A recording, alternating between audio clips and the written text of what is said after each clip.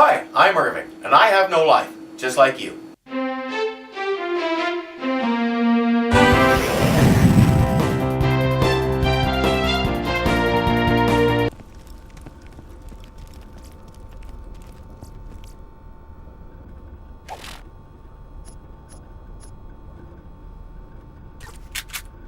Yet another transport. Are we ever going to get to a place where we stay and do stuff? Maybe the Crimson Enclave is where they keep the really good loot. Or it's where they sleep and the only loot is blankets and teddy bears.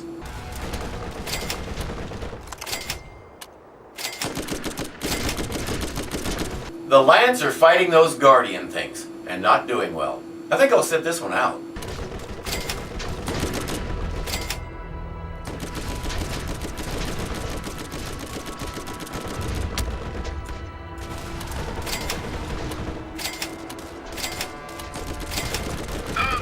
I'm not sure what that was all about. We have to go find Steel because she took the key pieces from Tanis. Tanis wants them back, and what Tanis wants, Tanis gets. There is no time left. You must reach the vault by any means necessary. We will not get another opportunity in this lifetime. Yes, I know. You are not helping. Please shut up and let me do this. The next transport takes us to a place called the Descent. We have a welcoming committee. The hourglass is on the last few grains of sand. You must reach the vault by any means necessary.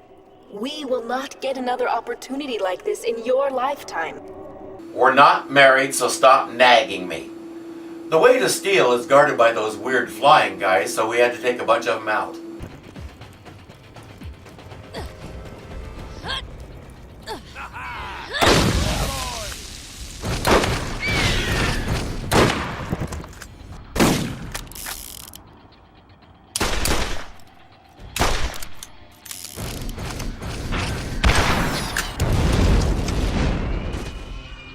Like that. They have some nasty weaponry of their own. I've heard of a crotch rocket, but I didn't think they meant it literally. There's lots more battle along the way, thankfully only with human and quasi-human enemies and not any animals. And our reward is... yet another transport. Is this going to go on forever?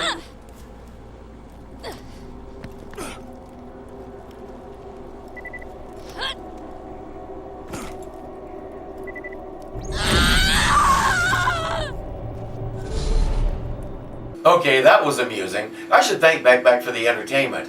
It's good to go with the old standards like walking off a cliff. I had the bad sense to stand in front of a rocket and went down, but it shouldn't be a problem. Becbec is standing right next to me.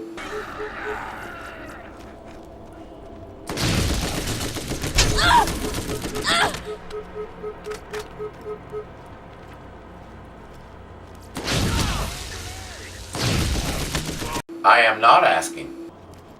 This is it. The reason you're here. I've guided you to this point, and you've done so well. Know that you are ready for this. When the vault opens, brace yourself. I believe in you. You can do this.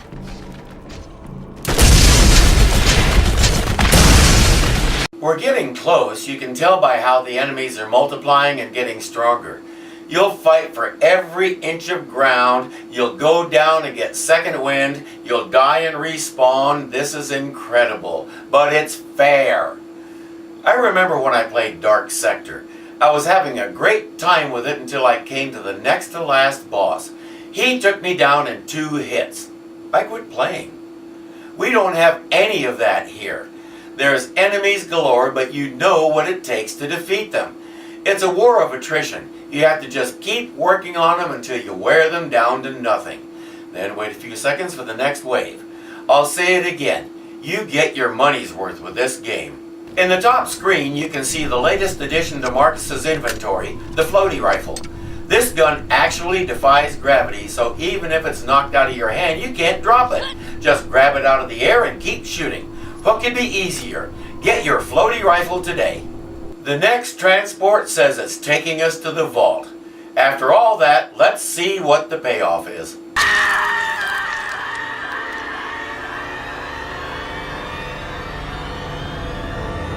No!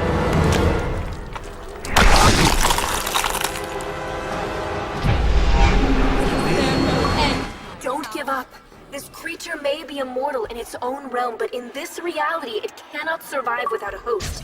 And that makes it vulnerable. When it becomes flesh and blood, it can be hurt, even killed. You just need to know where to aim. We found steel, got the key parts back, and opened the vault. That's what was inside. That thing better be made out of tons of negotiable currency, or I'm going to feel very, very cheated. She says you have to know where to hit it. Translation, look for big glowing hit me here spots. Let's see what they look like. I don't really see any.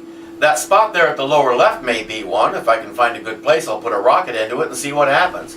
Meanwhile, Becbec keeps playing stand in front of it and get annihilated, so I have to keep reviving her. It's possible she doesn't understand how this is supposed to work. This thing throws out explosive shards with slag or something in them, and they can go anywhere. It doesn't matter how big an obstacle you're hiding behind, this thing will find a way to hit you with one of them. And when it does, you will go down. I don't know what's in those things, but I wish I had some to throw back at it. Probably the worst part is, it tends to shoot these things straight up in the air so they can come down on you, cover or no. But that also means you can't see them coming to avoid them. I lost count of how many times I'd stop, quickly line up a rocket shot, then have one of those things blast me down to my knees before I could fire. The good news, I think it's good news, is that the respawn point is right there in front of this thing, so as quickly as you respawn, you're ready to get into the battle again. You don't have to spend time running from point A to point B. The reason I'm not so sure that's good news is, as quick as you finish respawning, that thing is throwing shards at you again. But the other thing this means is, when you do go down, it's to your advantage just to hold the button and respawn, because that way you start over with full health and shield. It's a good idea to get used to doing that, because with this boss you'll need it a lot. We finally figured out that the tentacles are sort of the weak spots, and especially the one that occasionally comes out of its mouth. I think it's a mouth. Maybe I don't want to know what it is, and I sure don't want a closer look. Then these things appeared.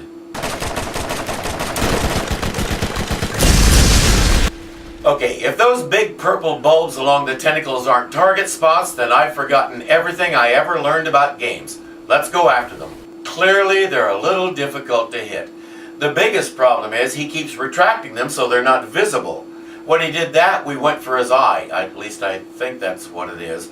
Even though it also shoots some kind of laser beam that's as harmful as those shards. Still, when the tentacles came out, we tried to make the most of it. Like that. With good aim, it's possible to get critical hits in the eye.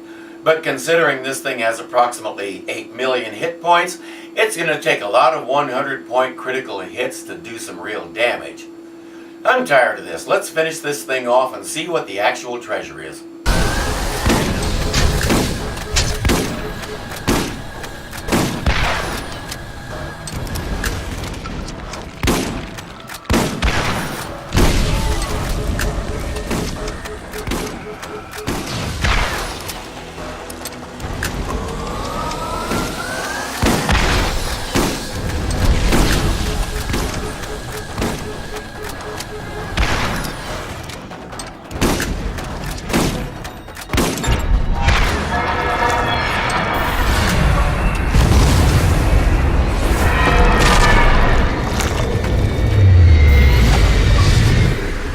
Alright, we destroyed the destroyer. Now, what was it guarding?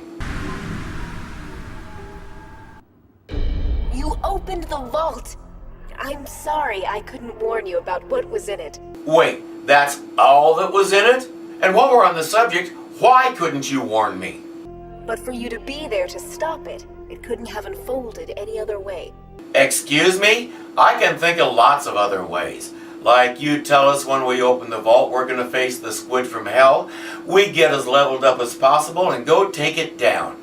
Did she think we'd chicken out? I really don't understand this. You did well, and your actions haven't gone unrewarded. The key won't open the vault for another 200 years, but I'm sure Tanis will pay you quite the fortune for it.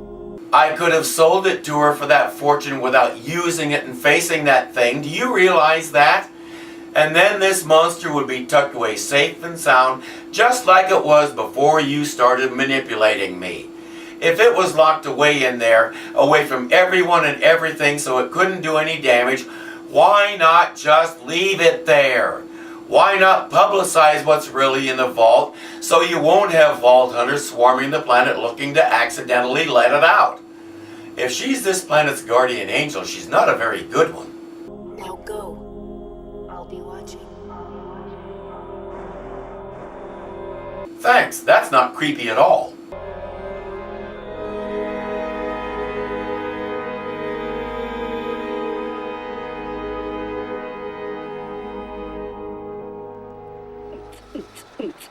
Ooh, but check me out. Oh, come on, get down.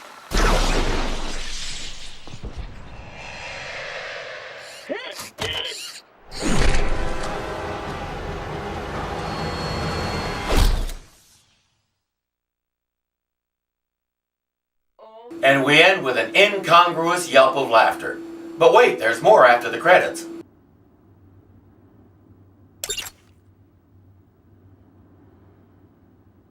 Okay, take it to Tanis and collect our fortune. Good enough. Where is she?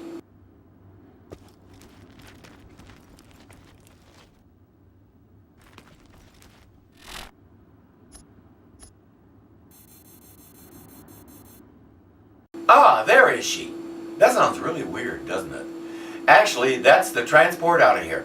I'm fine with that. If you still have the vault key, please bring it to me. I will do my best to make it worth your while. It won't work again for hundreds of years, but I must ensure the key does not fall into the wrong hands. She can do that for, what, 50, 60 years at most if she lives a really long life? And then what happens? But that's her problem, not ours. Let's go collect.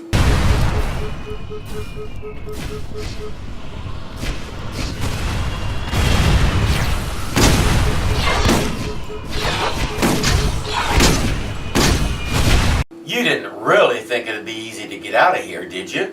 Although now that the vault's been opened and the monster is dead, I wonder what these guardians are guarding. This is basically reward for finishing the game.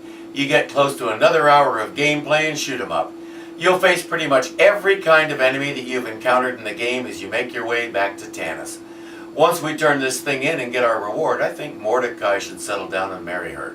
Yes, I'm living vicariously through him. So what? Welcome to my camp, or what's left of it.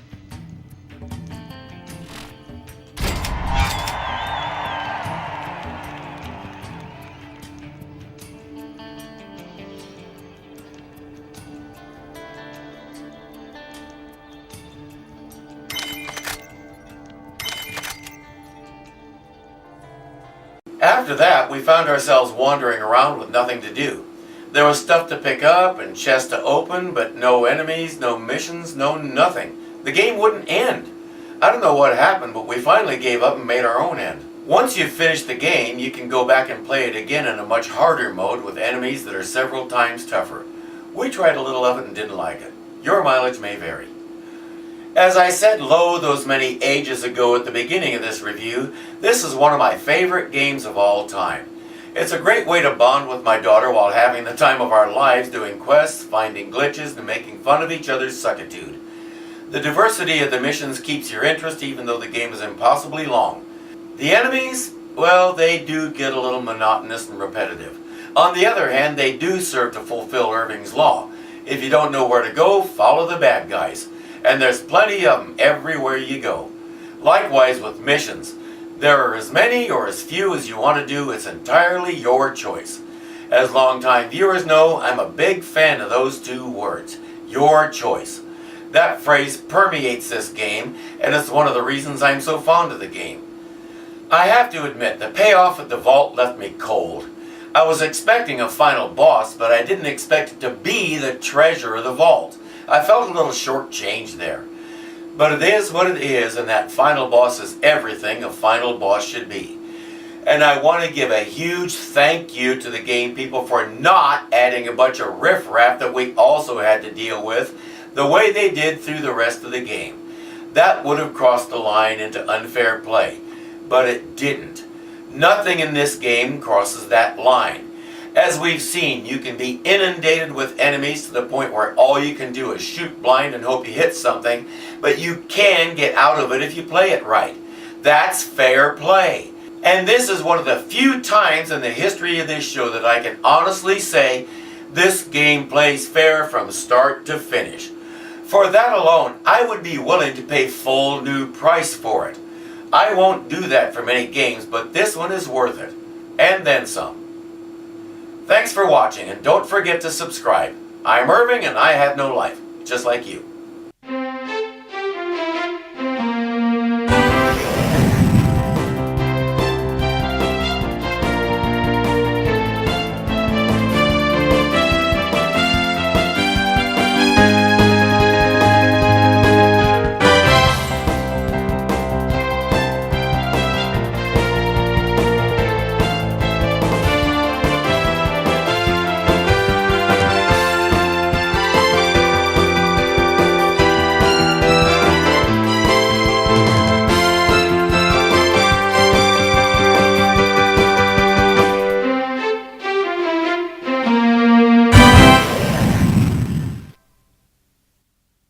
Thanks for watching. I'm Irving, and I have no life, just like you.